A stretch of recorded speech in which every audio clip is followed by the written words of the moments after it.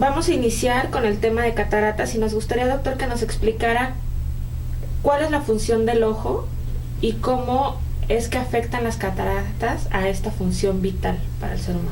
Ok, para entender qué es la catarata, yo creo que es muy importante primero entender cómo funciona el ojo. El ojo es como una cámara fotográfica que tiene dos lentes, la córnea, el cristalino. Y estos dos lentes enfocan la imagen en la retina. Y con eso ya somos capaces de ver tanto de lejos como de cerca. Este lente, que tiene forma de lenteja, ¿sí?, cuando está transparente se llama cristalino. Y cuando está opaco se llama catarata. Este se hace flaco y enfocamos de lejos. Se hace gordo, enfocamos de cerca. Flaco, enfoca de lejos. Gordo, enfoca de cerca. En términos médicos, ¿qué son las cataratas? Las cataratas es el lente natural llamado cristalino, se pone opaco, secundario a un proceso degenerativo. ¿Cómo se puede diagnosticar que un paciente sufre de cataratas? El paciente empieza a ver mal. El único síntoma, no duele, no hay ninguna molestia. Lo único que sucede es que empiezan a ver cada vez menos. Al principio les deslumbra mucho la luz. ¿Sí? ¿Es común que las cataratas se confundan con otro problema de visión como podría ser el astigmatismo o la miopía? El astigmatismo y la miopía normalmente son variantes anatómicas del ojo que hacen que la miopía es un ojo más grande, el astigmatismo es la córnea ovalada y eso hace que el paciente no enfoque bien las imágenes, ¿sí? Normalmente la miopía o el astigmatismo o la hipermetropía se corrigen con anteojos. Las cataratas no se corrigen con anteojos. ¿En qué momento el paciente o bueno la persona se puede dar cuenta que está sufriendo cataratas? ¿Cuáles son los principales síntomas, signos de alerta o factores que pueden deducir que tiene cataratas? Bueno, como es un proceso degenerativo, el cristalino de estar transparente se empieza a poner opaco por un proceso normal, como las canas, empiezan a salir el pelo sin color, el cristalino empieza a ponerse opaco. El paciente lo primero que se puede quejar es que a lo mejor ni con sus lentes puede leer. Le cuesta mucho trabajo leer, necesita mucha luz para leer. O cuando va manejando y recibe luz de los coches de enfrente en la noche, se deslumbran y quedan 2-3 segundos sin ver, en pura luz. Esos son los primeros signos, ¿sí?, y síntomas. Después, conforme el cristalino se va haciendo más opaco, empieza a bajar la visión, hasta perderla totalmente.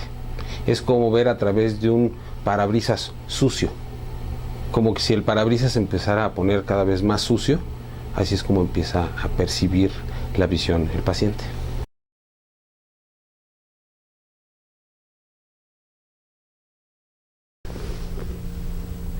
Cuando el cristalino se empieza a poner opaco, la visión se empieza a hacer borrosa,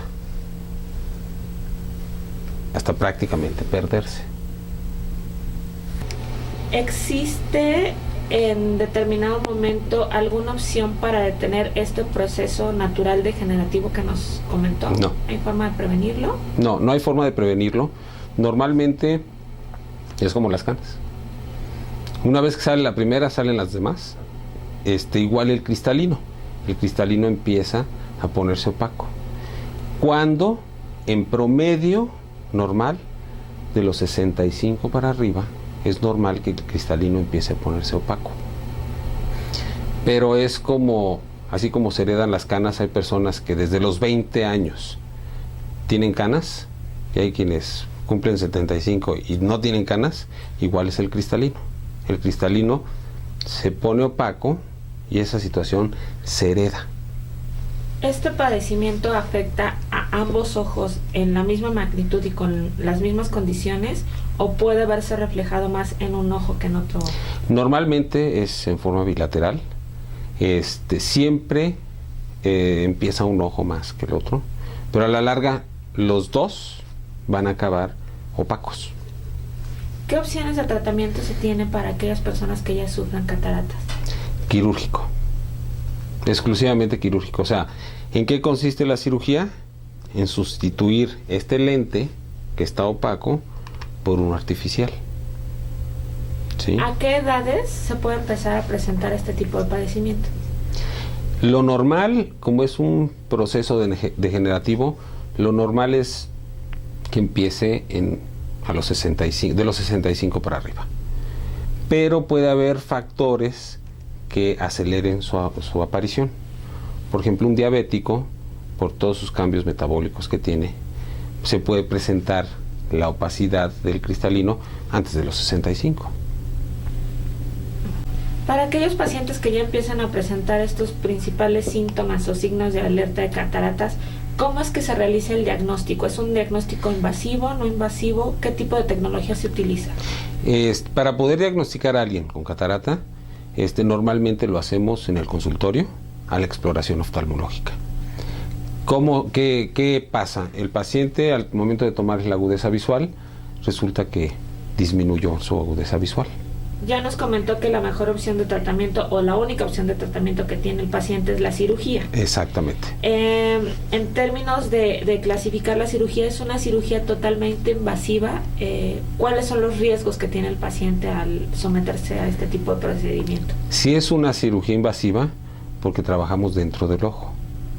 Entramos con un aparato especial para deshacer la catarata, destruirla, absorberla y después sustituirlo con un lente intraocular, una prótesis. ¿Es un procedimiento doloroso?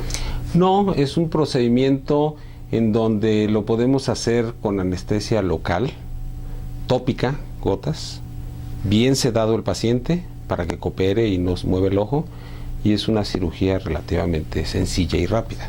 ¿Cuánto tiempo dura aproximadamente el procedimiento? Entre 15 y 20 minutos, en manos expertas. ¿Y cuáles son los cuidados posteriores a la cirugía? Como cualquier otro procedimiento, es tratar de no hacer mucho ejercicio, ¿sí? Ver no hace daño, porque muchos tienen miedo que después de que los opero, dicen, ¿puedo ver la tele? ¿Puedo leer? Claro que pueden leer, o sea, ya pueden leer, ya pueden ver la tele, pero lo que no pueden es hacer esfuerzo, porque el esfuerzo físico conlleva que se inflame el ojo. ¿En algún momento el paciente pierde la visión? ¿Deja de ver en algún momento previo a la cirugía? Sí, previo a la cirugía depende de qué tan avanzada esté la catarata.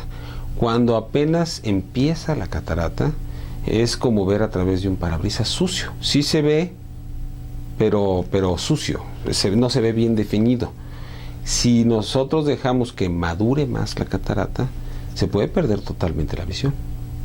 ¿Y posterior a la cirugía, el paciente ve automáticamente o tiene un proceso de reposo? No. Desde el momento en que acabamos la cirugía, hoy en día la cirugía se hace con anestesia tópica, o sea, gotas y sedación. Eso quiere decir que no, antes se ponía un bloqueo. Al poner un bloqueo, bloquea uno la visión. Es como cuando a ti te ponen una inyección para bloquearte, te van a quitar una uña, no sientes el dedo. Si a ti te bloquean el ojo, dejas de ver.